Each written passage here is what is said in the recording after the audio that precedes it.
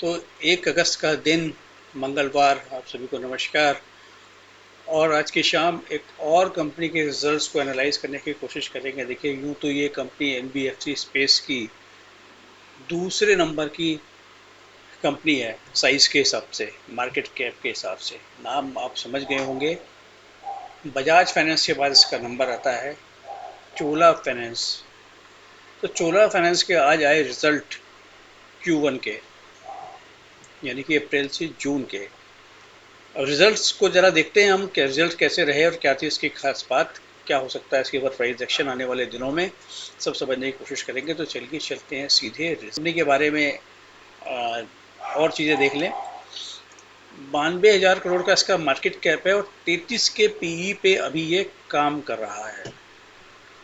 ठीक है जी, ये तो बात हो गई। इसकी आरओई इसका बहुत अच्छा है, 20% है। और ROCE 9.72, ये भी अच्छा है। बुक वैल्यू 175 है। अब 175 की जिसकी बुक वैल्यू हो, वो अगर 1200 रुपये में काम करे तो करीब 8 गुने पे ट्रेड कर रहा है। तो थोड़ा डर तो लगेगा आपको, डरना लाजमी भी है। लेकिन कंपनी की ग्रोथ को देखा जाए तो एक कंपनी, अगर कुछ चीज़ें देखते हैं, कंपनी कंसिस्टेंटली ग्रो करती हुई नजर आई है।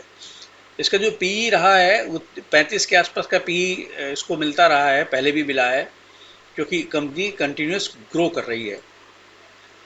अब इसके पीएस का कंपैरिजन में देखें तो ये चोला फाइनेंस, जैसे मैंने बताया था, बजाज फाइनेंस के बाद सबसे बड़ी एनबीएफसी। प्रोमोटर्स 51% है, एफआईआई 21% है, डीआईआई 20% है और पब्लिक के पास मात्र 7% की शेयर होल्डिंग है। तो ये हो गए कंपनी के कैपिटल स्ट्रक्चर की बात।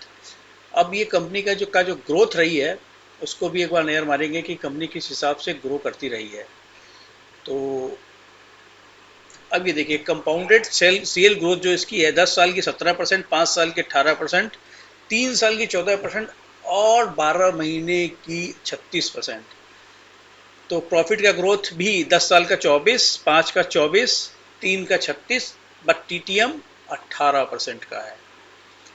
ठीक है। स्टॉक का सीएजीआर जो रहा है 10 साल का 38% के हिसाब से दिया है, वाह वंडरफुल। 5 साल का 32 के हिसाब से, 3 साल का 77 के हिसाब से और 1 साल का तो 54% का रिटर्न इसने दे डाला। टोटल 12 मंथ का जो सीएजीआर है वो है। और रिटर्न ऑन इक्विटी 19% से बढ़ के लास्ट ईयर का 20% हो गया। मतलब 10-5 कंसिस्टेंटली 19% का रहा था, वो बढ़ के 20 हो गया है। अब आज आए इसके रिजल्ट। अब रिजल्ट आए मार्केट बंद होने से 2 मिनट पहले, यानी कि 3:28 पे पब्लिश हुए। कैसे रहे रिजल्ट, उसको हम देखते हैं। देखिए, रिजल्ट की सारी वर्किंग हमने ऑलरेडी कर ली है टाइम को बचाने के ऑब्जेक्टिव से। तो देखिए, अब इनकी जो टॉप लाइन है वो क्वार्टर ऑन क्वार्टर 10% से बढ़ी है और ईयर ऑन ईयर 47% से बढ़ी है। मुझे इतनी टॉप लाइन बढ़ेगी तो फिर प्रॉफिट भी बढ़ेगा और शेयर का प्राइस भी बढ़ेगा, और वो शेयर का प्राइस बढ़ा भी है। अच्छा, फी इनकम इनकी क्वार्टर ऑन क्वार्टर 8% गिर गई, लेकिन ईयर ऑन ईयर बेसिस पे 47% बढ़ी है। Total revenue from operation 9% quarter on quarter और 47% ईयर ऑन ईयर बढ़े। Other income 11% quarter on quarter और 296% ईयर ऑन ईयर बेसिस से बढ़े। जबरदस्त ग्रोथ आई है अदर इनकम में इनकी। टोटल इनकम 9% बढ़ी क्वार्टर ऑन क्वार्टर और 49% बढ़ी ईयर ऑन ईयर। इनकी फाइनेंस कॉस्ट, जबकि क्वार्टर ऑन क्वार्टर बढ़ी 16% और ईयर ऑन ईयर बढ़ी कितनी, 78%। रेवेन्यू 10% बढ़ा। अब यहाँ पे हम क्वार्टर ऑन क्वार्टर देखेंगे। रेवेन्यू बढ़ा 10% और फाइनेंस कॉस्ट बढ़ी 16%। अच्छा, इम्पेयरमेंट ऑफ फाइनेंशियल इंस्ट्रूमेंट्स, यहाँ पे ये कंपनी गड़बड़ कर गई इस क्वार्टर में। 226% बढ़ गए पिछले क्वार्टर के कंपैरिजन में और 25% बढ़ गए पिछले साल के कंपैरिजन में। ये एक साफ इंडिकेशन है कि इन्होंने अपने होने वाले नॉन परफॉर्मिंग एसेट्स का बनाया है प्रोविज़न। यहाँ पे कि इनको डाउट है कि कुछ लोन इनके खराब होने वाले हैं, तो उन्होंने यहाँ बनाया हुआ है प्रोविज़न, जो कि प्रोविज़न काफ़ी ज़्यादा बनाया है। ये प्रोविज़न वगैरह बनाने के बाद में जो प्रॉफिट बिफोर टैक्स है इनका 17% गिर गया क्वार्टर ऑन क्वार्टर और 27% बढ़ा ईयर ऑन ईयर बेसिस पे। तो अभी तक जो परफॉर्मेंस सही नज़र आ रही थी पिछले क्वार्टर तक, इस क्वार्टर में सारा बराबर कर दिया। इस प्रोविजन ने सब कुछ बराबर कर दिया।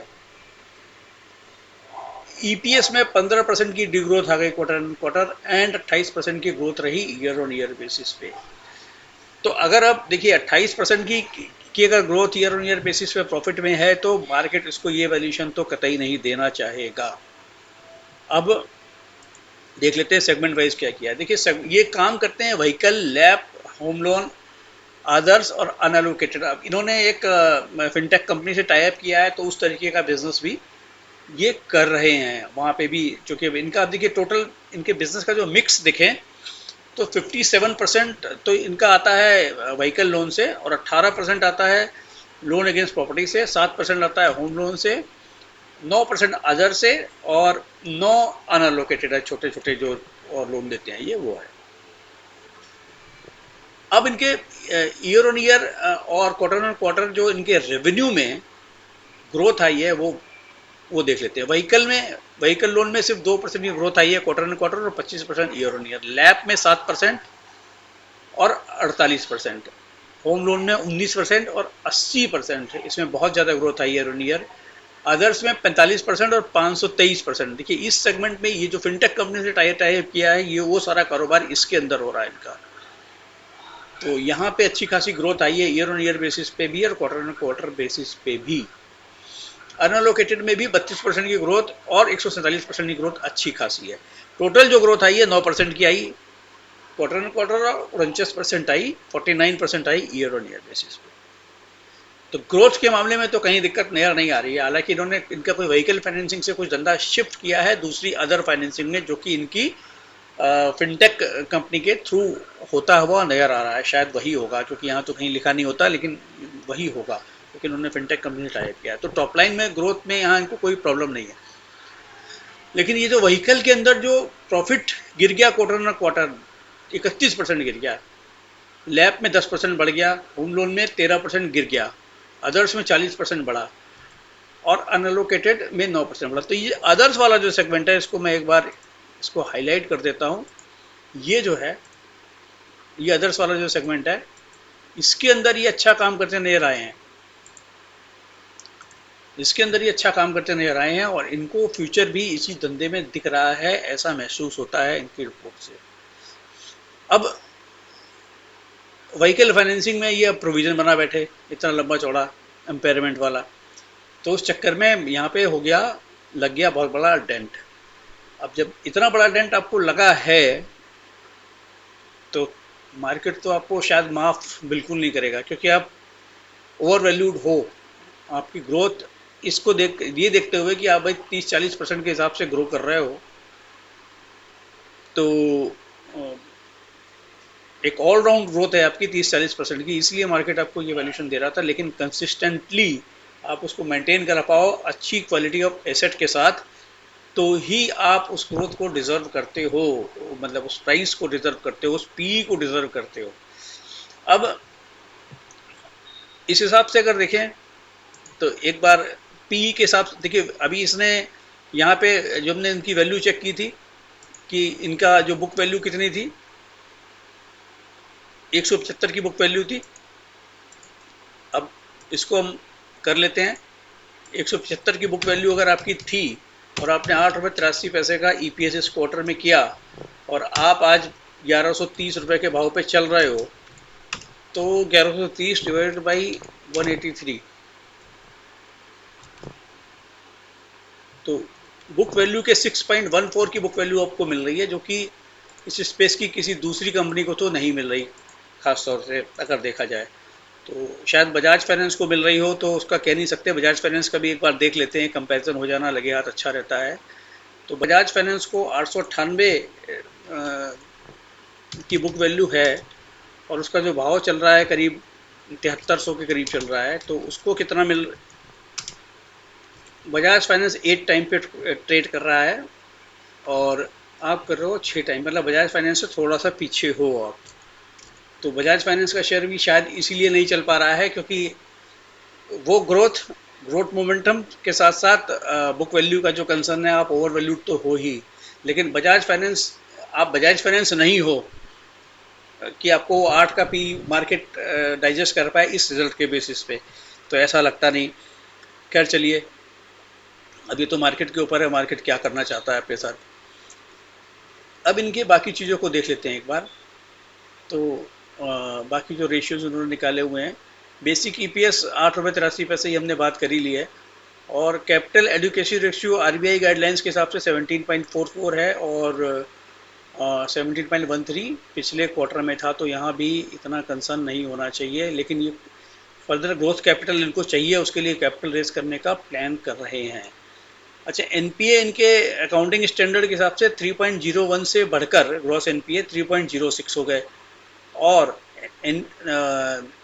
नेट एनपीए भी 1.65 से बढ़ के 1.7 हो गए। हालांकि आरबीआई के एसेट क्वालिफिकेशन नॉर्म्स को जब ये फॉलो करते हैं तो 4.3 इनके हो गए, 4.63 के कंपैरिजन में थोड़े से घट गए। और नेट एनपीए भी 3.11 से घट के 2.82 हो गए। प्रोविजन कवरेज थोड़ा सा बढ़ा लिया इन्होंने, 35.55 हो गया, क्योंकि इस बार इन्होंने प्रोविजन ज़्यादा किया है 3.77 से। लेकिन सब कुछ करने के बाद भी, चलिए अपने प्रोविजन कवरेज को भी मेंटेन किया, वो सब भी किया, उसको इम्प्रूव किया, लेकिन उसके बाद भी अपेरेंटली रिजल्ट में जो ये प्रोविजन की फिगर आती है ना, देखिए लोन देने का काम तो इन कंपनियों का है ही, और ये लोन देना तो बड़ा आसान होता है, लेकिन अगर लोन फंस जाएं और उसके ऊपर आपको प्रोविजंस बनाने पड़े और वो बैड होते हुए नजर आएँ, तो बहुत बड़ी दिक्कत वाली बात होती है। तो यहाँ से अगर देखा जाए तो इस शेयर में ऊपर जाने की संभावना तो बहुत कम है, लेकिन नीचे आने की संभावना, नीचे आने का रूम बहुत बड़ा दिखाई देता है। तो बाकी अब देखते हैं कल मार्केट कैसे करता है। हालांकि डेटा को अगर हमने देखा पिछले कुछ दिनों का डेटा को अगर हम देखें टेक्निकल्स के ऊपर भी, यहाँ पे सेल के सिग्नल ही आ रहे हैं, बाइंग का कोई इंडिकेशन खास बनता नजर नहीं आ रहा है। तो अगर ये शेयर यहाँ से कल 6-7%, 8% भी करेक्ट हो जाए तो मेरे लिए कोई सरप्राइज वाली बात नहीं होगी। ये रहा सारा एनालिसिस इस एनबीएफसी, जिसका नाम है Chola finance and investment limited, Murugappa group की एक एस्टेब्लिश कंपनी है। मुरुगप्पा ग्रुप अच्छी खासी रेपुटेशन रखता है। तो कैसी लगी ये एनालिसिस आपको, आप कमेंट बॉक्स में बताइए। चैनल को सब्सक्राइब कर लीजिए, वीडियो को लाइक एंड शेयर भी कर लीजिए। Thank you very much.